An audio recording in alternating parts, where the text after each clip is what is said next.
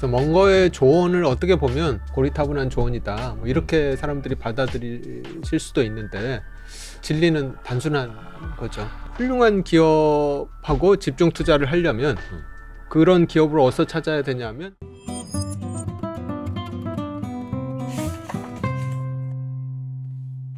뭐 워렌 버핏하고 멍거가 굉장한 그런 독서광이라고 알려져 있고요. 네.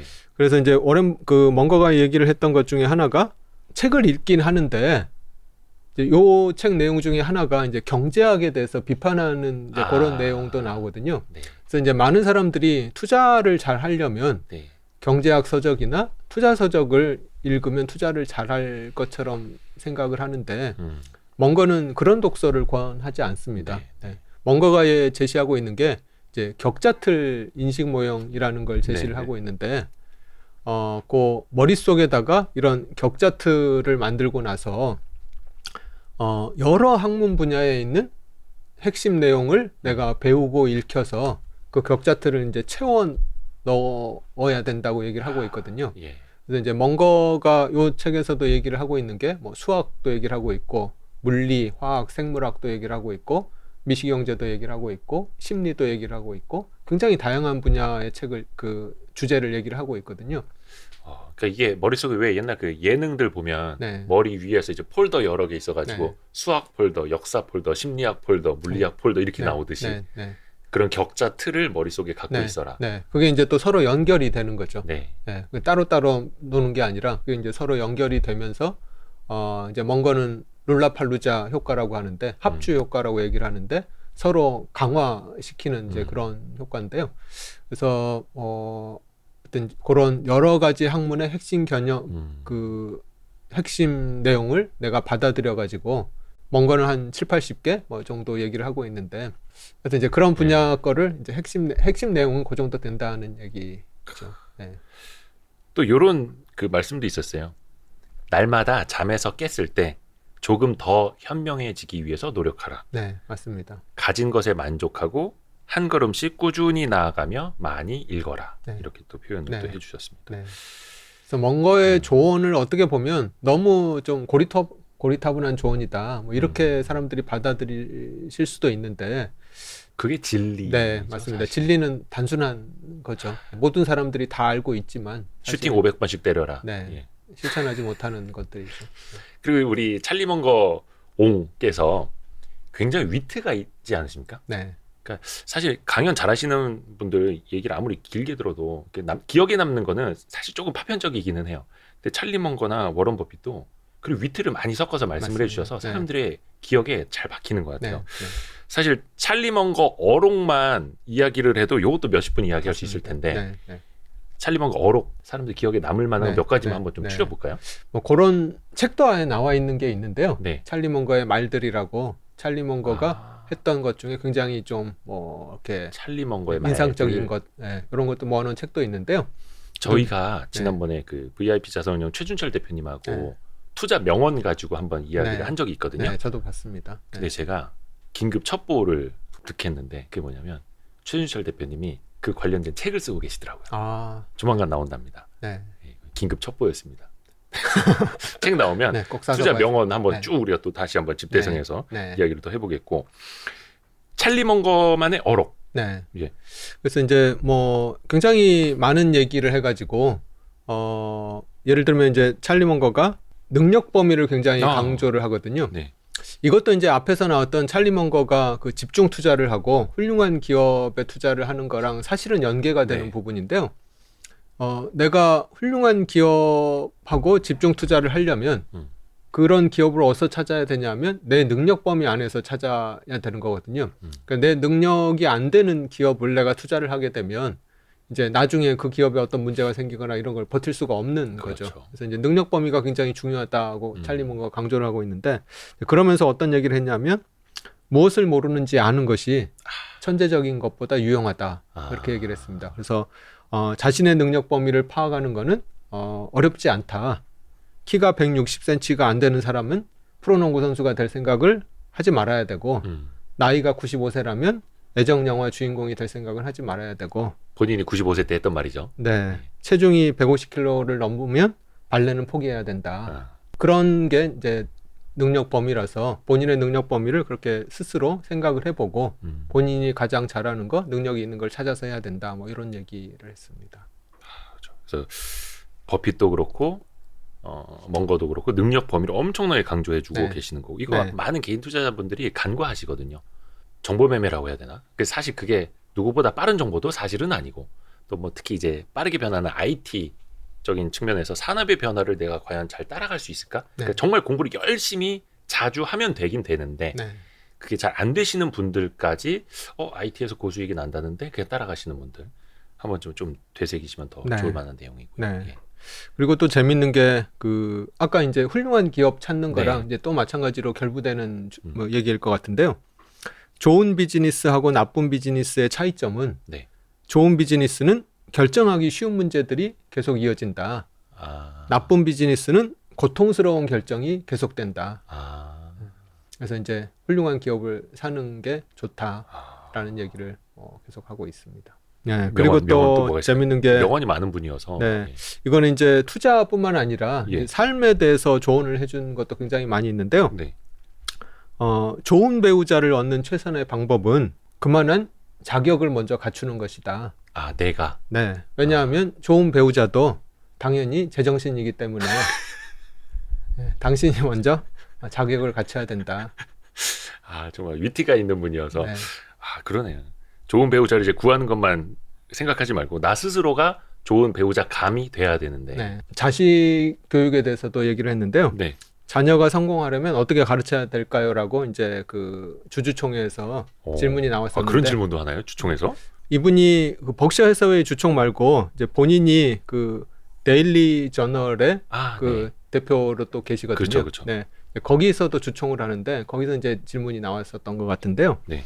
이제 그렇게 이제 나온 질문에 어떻게 대답을 했냐 하면 가장 좋은 방법은 너 스스로가 자녀한테 훌륭한 본보기가 돼야 된다. 훈계하는 건 아무 소용 없다라고 얘기를 하고 있는데요. 자식은 역시, 부모의 네. 거울이다 이런 뜻이네요. 네, 맞습니다. 역시 또 뼈를 여러 번 때리시는. 네. 그리고 또 굉장히 재밌는 것 중에 하나가 우리가 이제 투자하게 되면 사람 심리 중에 탐욕과 공포 얘기를 많이 하잖아요. 그렇죠, 네, 그렇죠. 탐욕 얘기를 많이 하잖아요. 근데 이제 멍거가 한 얘기 중에 세상 사람의 마음을 움직이는 거는 탐욕이 아니라 질투다. 질투다. 네. 질투심이 인간의 타고난 본성이다. 근데 사실 생각을 해보면 우리가 남들이 부자가 되는 거를 보면 이제 그거를 사돈이 뭐 땅 사면 배 아프다고. 네. 예. 그걸로 인해서 이제 나도 이제 뭐 땅을 사게 되고 이렇게 되는 그렇죠. 거잖아요. 네. 그래서 탐욕보다 질투가 더 그 인간의 마음을 움직이는 기본 동력이다라고 얘기를 하고 있습니다. 누가 코인으로 몇 배 벌었대. 사실 그게 탐욕이 아니라 알고 보면 질투에서부터 네. 시작이 되는 것. 네. 그 비교에서 시작이 된다는 거죠. 그래서 네. 항상 네. 본인이 가진 것에 만족하면은 행복이 온다라고 뭔가도 이야기를 하시던데 세상 사람의 마음을 사로잡는 것은 탐욕이 아니라 질투다. 네. 네. 이렇게 이야기를 하셨고 또 행복해지는 최선의 길은 목표를 낮추는 것이다. 맞습니다. 라고도 네. 이야기를 해주셨어요. 네. 투자도 마찬가지입니다. 그래서 이분이 투자에서도 현명하게 투자를 하려면 목표 수익률을 낮춰야 된다고 얘기를 하고 있습니다. 이분이 네. 어떤 사람의 행동을 바꾸려면 예. 도덕이나 이성에 호소하는 것보다는 예. 이기심에 호소하는 게 훨씬 더 효과적이다 이렇게 얘기를 하시거든요. 그래서 아담 스미스의 말처럼. 네, 그래서 어떤 사람이 이제 잘못 행동을 할 때 그렇게 행동하는 거는 도덕적으로 옳지 않습니다. 이제 이렇게 만약 조언을 하게 되면 상대방이 어떻게 반응하냐 하면 네가 뭔데 그죠, 나한테 그죠, 그죠. 도덕 타령이냐, 네네네. 웬 훈수질이냐 이렇게 반응을 한다는 거죠. 네네네. 그래서 이제 그거보다는 당신이 그렇게 행동을 하면 당신 평판도 훼손이 되고 또 돈도 잃게 되고 가족도 고통을 받게 될 가능성이 있습니다. 이렇게 설득을 하는 게 훨씬 더 효과적이다. 확 와닿네요.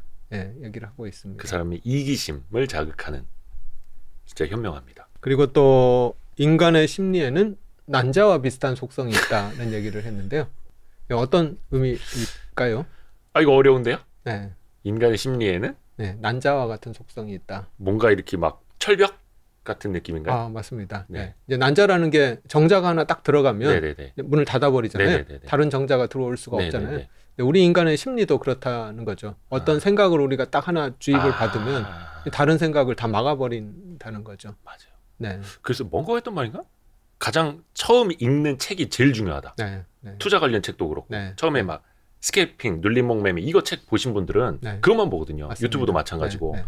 종목 하나 3초 만에 자기는 선별한다는 사람 거 보면 그것만 따라가거든요. 네. 네. 근데 버핏이나 먼거나 피터 린치 책 먼저 보신 분들은 네. 같이 투자하기로 이제 쑥 들어오시고. 네. 그래서 이제 버핏이 그 주주총회인가에서 어떤 얘기를 했냐면 그 다니엘 카너먼의 생각에 관한 생각이라는 책을 보면 네. 정박 효과라는 얘기는 앵커링이라는 예. 효과가 있거든요. 어떤 수치나 네. 어떤 이전에 했던 생각 이런 거에 딱 앵커링이 되는 건데요. 거기에 완전히 생각이 콕 박혀서 네, 네. 거기 계속 머물게 되는. 네. 그래서 이제 버핏이 한 얘기가 내가 가장 경계하는 정박 효과는 이전에 했던 생각이다. 이렇게 얘기를 이전에 했던 투자 의사결정이다. 이렇게 얘기를 하고 있습니다. 계속 새로워야 되고 유연해야 네, 된다. 네. 그걸 이제 90대 두 할아버지께서 네, 네. 말씀을 해주신다라는 게 네. 참. 그 정박 효과가 제일 없는 분이 제가 알기로는 조지 소로스라는 분이거든요. 조지 소로스는 오늘 한 말을 예. 뭐 내일 뭐 다 뒤집어 버리고 아. 오늘 샀던 주식을 내일 뭐 다 팔아 버리는데 뭐 전혀 거리낌이 없었던 뭐 그런 투자자였다고 그래요? 합니다. 예. 이거는 뭐 그 재미있는 얘기라기보다는 하여튼 이제 인생에 대한 조언 중에 하나가 네. 당신이 존중하고 존경하지 않는 사람 밑에서는 일하지 말아라. 좋아하는 사람하고만 같이 일을 하라. 이런 얘기를 했는데 그 역시 이제 뭐 제가 살아왔던 것들을 돌이켜 보면 뭐 좀 많이 공감이 되는 부분이었던 것 같습니다. 아까 찰리 먼거가 어떤 책을 읽어야 되냐고 말씀드렸냐 네. 하면은 그 머릿속에 격자틀 예, 인식 예, 모형을 하고 다양한 학문 분야를 받아들여야 된다고 했잖아요. 이제 그거하고 함께 이제 이야기를 많이 하는 게 망치를 든 사람에게는 모든 문제가 못으로 보인다. 뭐 이런 얘기를 했거든요. 또 이제 다른 얘기로는 엉덩이 걷어차기 시합에 출전한 외다리 같다. 네, 그러니까 어떤 하나만 알고 있으면 그거 가지고 이제 다 뭐 모든 일을 풀려고 하는데 세상 일이 그렇게 단순하지 않다는 거죠. 네. 다양한 도구를 쓸 네. 줄 알아야 되고 네, 맞습니다. 또 생각도 유연하게 또 많이 네. 공부하면서 네. 입체적으로 사고를 해야 되고 네. 이발사에게 이발할 때가 되었는지를 물어봐서는 안 된다. 맞습니다. 이발할 때가 됐나요? 라고 이발사에게 물어보면 당연히 네. 깎으셔야죠. 네. 깎으실 때 됐네요 라고 한다는 네. 거죠. 네. 그래서 어떤 뭐라 해야 될까 좀 이해관계 또 따져봐야 되고 사람을 또 쉽게 다 믿어서는 안 된다라는 네. 뜻이기도 하고 어떤 그 낚시 도구를 파는 사람한테 뭔가가 물어봤다라는 거죠. 미끼가 네. 파란색, 빨간색, 자주색이 있네. 물고기가 그럼 저런 색깔을 좋아하고 저런 색깔을 뭐냐고 물어보니까 그 사람이 했단 말. 이거는 물고기한테 파는 물건이 아닙니다.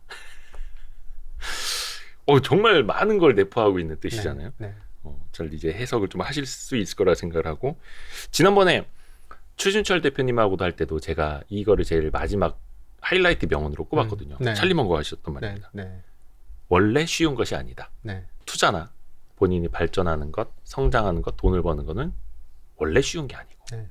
찰리 먼거 앞에서 말씀드린 것처럼 우리 나이로 98세 네. 입니다. 1924년생. 그래서 이제 한 해 한 해 그 데일리 저널의 주주총회, 버크셔 해서웨이의 주주총회에서 사람들이 뭐 지구 반대편이기는 한데 간접적으로 이제 뵌다라는 것 자체가 굉장히 감사한 일이고. 네. 데일리 저널 그 의장 자리는 내려오신 걸로. 네, 회장직은 이제 물러나셨다고 연세도 있으시니까. 근데 하여튼간 오래오래 지구상에 있는 많은 후배들에게 거의 다 후배 아니겠습니까? 네. 좀 많은 지혜를 계속 이제 물려주셨으면 좋겠고 이건 선생님하고 김재현 선생님. 그러니까 이건 선생님은 가치 투자 책만 50권 이상을 번역하시고 쓰신 훌륭하신 분인데 오로지 Y 스트릿밖에는 출연을 안 하신 그렇죠. 다른 데는 절대 안 나가시고 Y 스트릿에만 나오죠. 그 영상도 꼭 이제 같이 봐주시면 좋을 것 같고 해서 두 분이 쓰신 이 찰리 먼거 바이블 맞다. 저희가 좋은 댓글 남겨주신 5분 선정을 해서 찰리 먼거 바이블을 보내드리겠습니다. 이거 FM 미디어에서 고맙게도 지원을 해주셨고요. 그래서 오늘은 이현투자자문의 박성진 대표님을 통해서 또 이야기를 들어서 더욱더 쉽고 재미있게 많이 와닿았던 것 같습니다. 감사합니다, 대표님. 네, 감사합니다. 예, 고맙습니다.